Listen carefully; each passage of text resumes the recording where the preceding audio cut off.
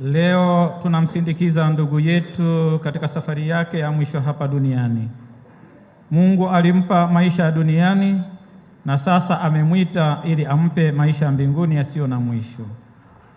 Mwili wake tunauweka ardhini kama mbegu ya mwili utakaotukuka, na roho yake iingie katika raha ya milele.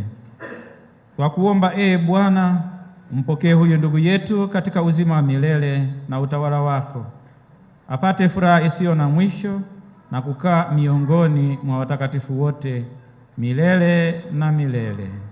Amina.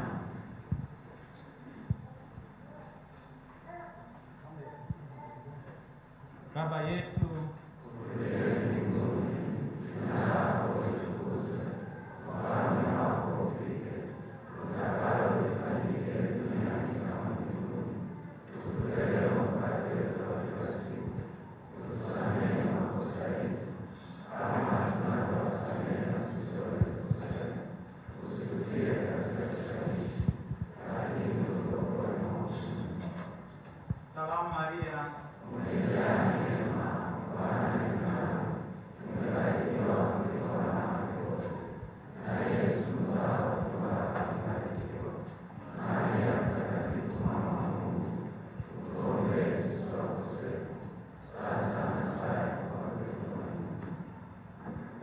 Baba na Mwana na Roho Mtakatifu.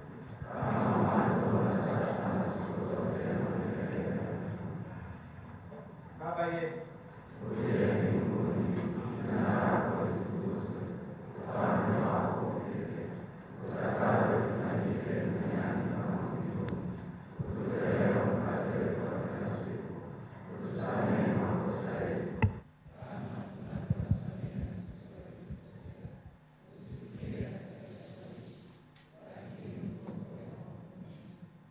Sasa tumpeleke ndugu yetu makaburini. Twatumaini kuwa siku moja tutakutana naye katika uzima mpya.